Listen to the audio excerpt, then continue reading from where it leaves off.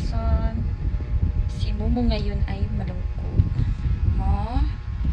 Malungkot si Momo kasi kinulong namin siya dito sa kwarto. Kahit sa kahit sa sala po, hindi namin siya pinalabas. At hindi ko po binigyan si Momo ng pagkain for 4 hours or 5 hours na ata. Hindi ko po siya binigyan ng pagkain. Dito si Momo. Aray! Momo.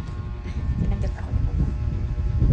Hindi namin siya pinalabas mga kahuman kasi kaninang madaling araw natulog kami sa may sala.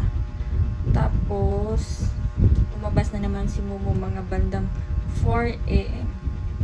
Tumakas na naman siya mga kahuman.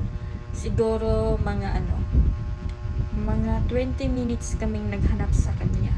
Tapos doon namin siya nakita sa may sapa.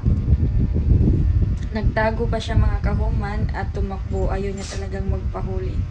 Kaya ngayon, dito muna siya sa kwarto mo, di ba mo? Gutom ka na mo? Gutom na si Momo. Mahuli na lang siya ng mga butiki.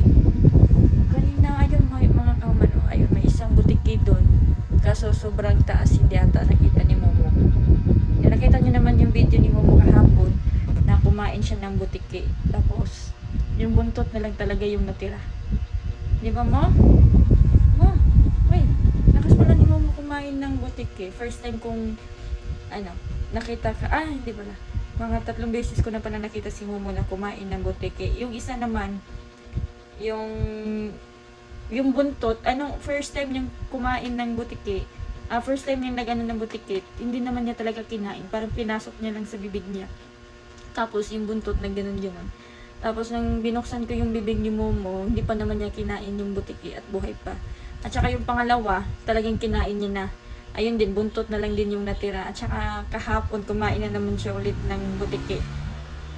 Kaya ayun, yung Momo natin, grounded, bawal siyang lumabas. Ito mo.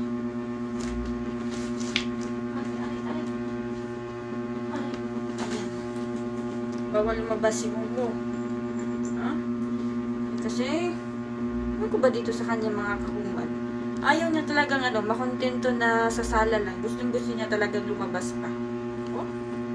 Naglalagis niya yung buhok ni Momo. Kasi sobrang busy namin mga kahuman.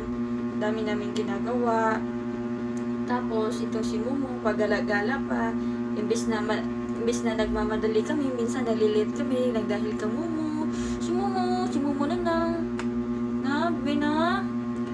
Kasi kulit-kulit mo, Momo.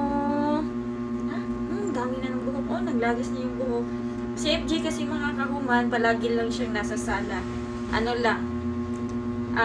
Tuwing gabi lang namin siya pinapasok sa kwarto pag natutulog na kami. Pero madalas nasa sala lang talaga si FJ.